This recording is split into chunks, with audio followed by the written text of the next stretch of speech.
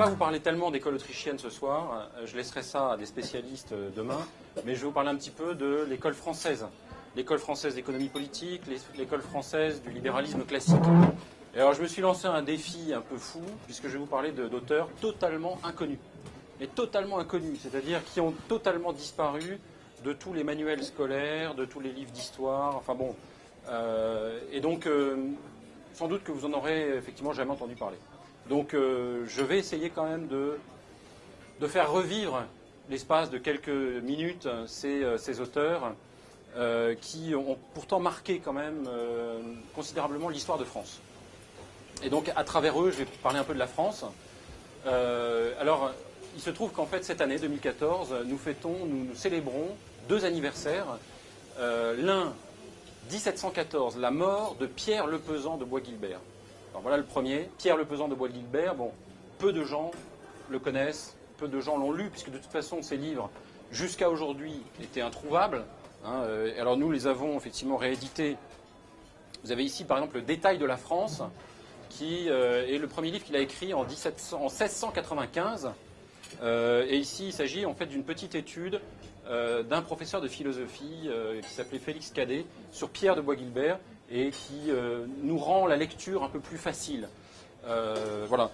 Le deuxième anniversaire dont je vais vous parler, c'est 1814. Vous voyez, on passe de 1714 à 1814, un siècle plus tard, et il s'agit de la naissance d'un journal qui a eu une grande importance à l'époque, mais qu'on a complètement oublié aujourd'hui, qui s'appelait Le Censeur, et qui est devenu ensuite, en 1819, le Censeur européen. Et ce journal a été fondé par deux grands esprits, qui étaient Charles Comte et Charles Dunoyer, et qui ont beaucoup compté dans la formation intellectuelle de Frédéric Bastiat. Alors Frédéric Bastiat, j'espère qu'ici tout le monde connaît, c'est quand même un des grands esprits du XIXe siècle, même si lui aussi a disparu malheureusement des manuels et des livres d'histoire. Mais Frédéric Bastiat a écrit un jour que 4 œuvres avaient suffi, il dit ça, 4 œuvres ont suffi à ma formation économique. Et il a dit, il y avait Jean-Baptiste C. Alors d'abord Adam Smith, Jean-Baptiste C., Destutt de Tracy, alors encore quelqu'un qu'on ne connaît plus du tout aujourd'hui, et Le Censeur. Alors Le Censeur, c'était justement ces 2 personnages, Charles Comte et Charles Dunoyer. Et c'est vrai que... alors, je vais essayer de passer donc de 1714 à 1814 en vous donnant un petit peu le contexte historique et en essayant de voir quelles sont les similitudes qu'il y a entre ces deux dates et notre époque actuelle. Alors, je vais commencer par le plus ancien, donc le tricentenaire de la mort de Pierre Le Pesant de Bois-Guilbert. Ce personnage était magistrat et il était gérant aussi d'un domaine qui était son domaine agricole en Normandie. Il était magistrat à Rouen et il était lieutenant général de Louis XIV, c'est-à-dire qu'il était un peu préfet. Et il a écrit donc ce premier livre qui s'appelle Le Détail de la France, qui est une espèce d'enquête sur l'état de la France en 1695. Alors qu'est-ce qui s'est passé en 1695 ? On est dans une période extrêmement noire en France. C'est juste après des famines qui ont complètement ravagé la France. Alors d'abord, en fait, il y a eu une vague de froid en 1693 et 1694, une vague de froid terrible, donc qui ont complètement décimé les récoltes, d'où famine et d'où épidémie. Les gens étaient tellement affaiblis qu'il y a eu énormément d'épidémies. Et on a compté 1,5 million de personnes tuées lors de ces 2 années terribles, donc qui ont complètement décimé la France. Alors, beaucoup de gens à l'époque disaient c'est la faute à pas de chance, c'est le mauvais temps, c'est le refroidissement climatique, donc c'est le destin, c'est la fatalité, on n'y peut rien. Bon. Alors, Bois-Guilbert, justement, dans son enquête, va expliquer que cette analyse est fausse et que c'est en fait un sophisme. À savoir, un sophisme de la cause et de l'effet. On attribue à un effet une fausse cause. Et il explique que la véritable cause est politique.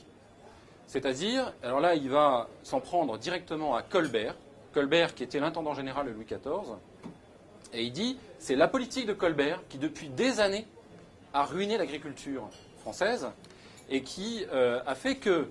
alors, pourquoi? Parce que la politique de Colbert, c'était une politique de blocage des prix. Il voulait que les prix soient bas.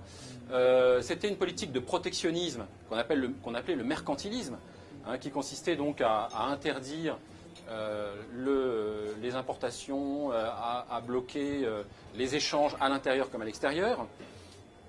Et si bien que quand il y avait une surproduction, on ne pouvait pas écouler les surplus. Et quand il y avait une pénurie, comme là à cause d'une mauvaise récolte, il était impossible de s'approvisionner à l'extérieur pour compenser justement la perte. Ce qui fait que les gens étaient condamnés effectivement à des aléas terribles et beaucoup de gens. Alors, il faut voir que l'espérance de vie à cette époque était la même que sous Jules César. C'est-à-dire qu'elle n'a pas évolué. Et ça jusqu'à Louis XVI. Que 30 à 40% des enfants mouraient avant l'âge de 7 ans. Donc on était vraiment dans une période extrêmement difficile. Donc en fait, premier sophisme de la cause et de l'effet. On n'a pas vu, on n'a pas compris que c'était la politique menée par Colbert. Et alors derrière la politique de Colbert, évidemment, il y a aussi la politique de Louis XIV, qui est une politique de puissance, qui est une politique de conquête. Hein. En fait, Louis XIV a fait la guerre pendant tout son règne, qui est un règne assez long. Il a véritablement été pris d'une espèce de folie guerrière. Il a fait la guerre aux Hollandais, aux Espagnols, enfin à tout le monde. Bon, pour rien. C'est-à-dire que le bénéfice a été assez nul. Il a un petit peu agrandi le royaume, enfin quasiment pas. Par contre, les finances en ont pris un sacré coup. Et du coup, il a accablé d'impôts, évidemment, tout le monde. Hein. Enfin, tout le monde, non. En fait, c'est surtout la classe moyenne et surtout les paysans hein, qui ont payé en réalité les guerres de Louis XIV.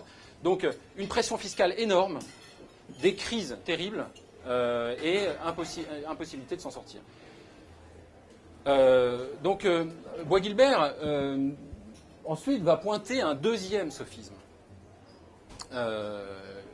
en expliquant que alors ce sophisme, c'est le sophisme qu'on appelle le sophisme de Montaigne. En tout cas, il a été appelé comme ça, notamment par Ludwig von Mises dans l'Action humaine, hein, le sophisme de Montaigne.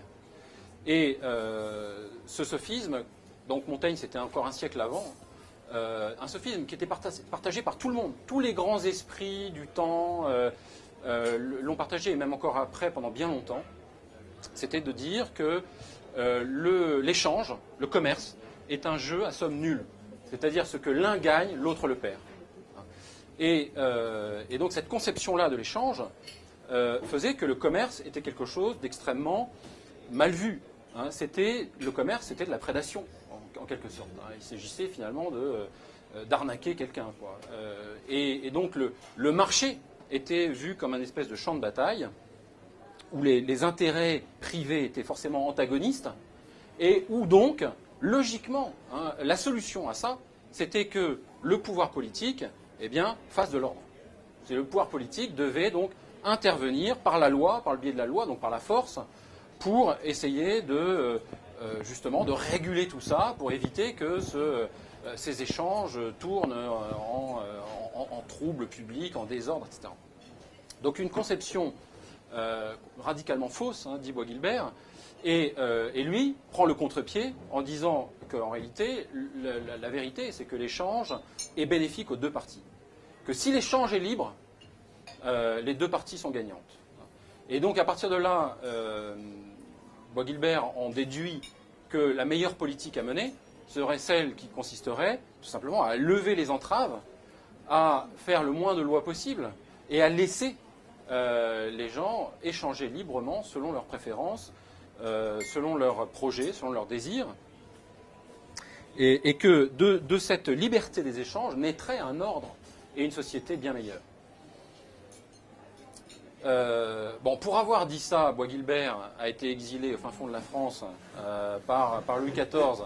Alors bon, il n'y avait pas que ça. Il accusait aussi beaucoup justement la multiplication des impôts, etc. Bon, mais donc il a été banni et il a fini sa carrière comme un misérable en Corrèze. Ah, c'était. Et donc, Il a écrit par la suite d'autres livres pour développer ces idées, ces théories. Bon, voilà. Ce qui est quand même très très intéressant, c'est si on compare la France et l'Angleterre à cette époque. Et là, il y a vraiment une grande énigme. C'est comment se fait-il que nous, en France, ces idées, qui sont des idées fondamentales, n'ont jamais été appliquées, alors qu'en Angleterre, à la même époque, c'est-à-dire dans les années 1880, l'Angleterre faisait sa révolution. Une révolution pacifique qui a permis d'instaurer un parlement, qui a permis d'instaurer la liberté de la presse, qui a permis de développer un certain nombre de banques qui ont pu financer l'agriculture et la moderniser, si bien que l'Angleterre du XIXe siècle est entrée de plein pied dans la révolution industrielle et a dominé, je dirais, toute l'Europe pendant longtemps. Nous, en France, bon, alors Bois-Guilbert, le pauvre, donc effectivement, il est mort totalement inconnu et méprisé. On sait que, alors, malgré tout, ces idées ont été reprises après par d'autres grands penseurs, que ce soit Quesnay sous Louis XV, Turgot sous Louis XVI. Donc les physiocrates, de manière générale, se sont directement inspirés de Quesnay. Adam Smith avait le détail de la France dans sa bibliothèque. Et donc on sait qu'il l'avait lu et qu'il l'avait puisé. Alors bien sûr, Bois-Guilbert est encore confus, si vous voulez, il n'a pas encore un langage limpide, très clair, ses raisonnements ne sont pas toujours complètement aboutis, mais il a quand même il a créé les premiers grands concepts économiques qu'on va retrouver chez Adam Smith, avec l'apport aussi des physiocrates français. Adam Smith, donc, qui a vécu en France pendant une période, qui a rencontré Quesnay et qui s'inspirait de tout ça dans sa grande synthèse La richesse des nations. Et donc je vous disais que Adam Smith a beaucoup compté pour Bastia, et derrière Adam Smith, il faut voir toute l'école physiocratique et Bois-Guilbert, qui a été vraiment le premier, le pionnier. Bon. Turgot, vous savez qu'il n'a pas réussi à libéraliser la France. Pendant 2 ans, il a tenté de le faire, et puis ça a échoué. Parce que, là encore, il y a eu un certain nombre de corporatismes qui se sont dressés contre lui. Et puis, voilà. Alors maintenant, j'en viens donc à 1814. Alors là, on fait un grand saut, parce qu'il y a eu la Révolution française. Mais alors, ce qui est très intéressant, c'est qu'en 1814... on est à la fin d'une période qui était aussi une période quand même assez noire pour la France, qui est la période napoléonienne. C'est-à-dire la période d'une des plus grandes dictatures militaires de l'histoire de la France. Est-ce que vous savez que Napoléon Bonaparte a tué 1 million de nos concitoyens, enfin 1 million de Français. 1 million de Français morts sur les champs de bataille, pour pas grand-chose là non plus, pour se retrouver à l'île d'Elbe, et il a ruiné la France, littéralement. C'est-à-dire qu'il a laissé la France dans un état bien pire que quand il est arrivé au pouvoir.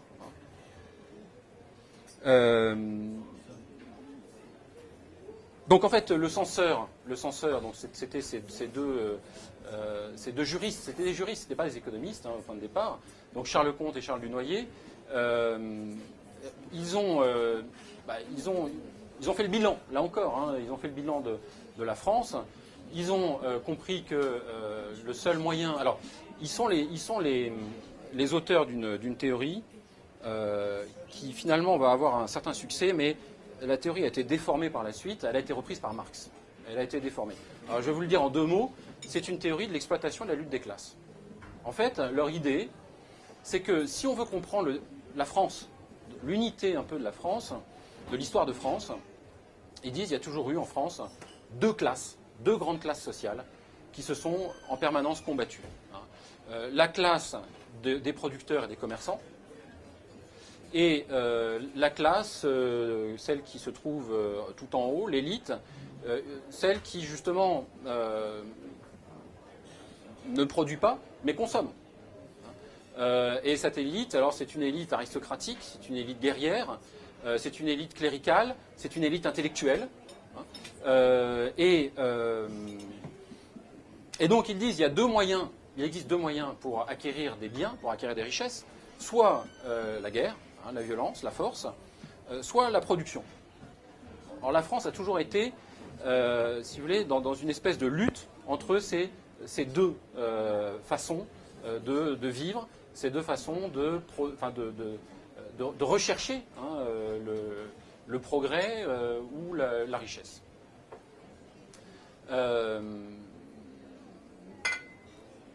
Alors pour en revenir à Bastiat, il y a donc un troisième auteur dont il parle qui est Destutt de Tracy.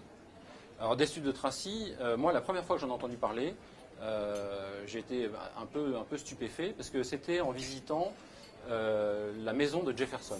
Maison de Jefferson, donc en Virginie, aux États-Unis. Monticello, qui est une maison superbe en pleine forêt.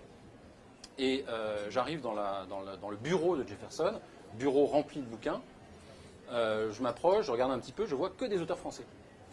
Alors, parmi ces auteurs français, il y en avait dont je n'avais jamais entendu parler. Donou, je ne sais pas si vous dites quelque chose. Cabanis, jamais entendu parler. Et Destutt de Tracy. Et donc j'étais assez stupéfait parce que voilà, j'avais fait mes études à la Sorbonne. J'ai quand même passé pas mal d'années là-bas.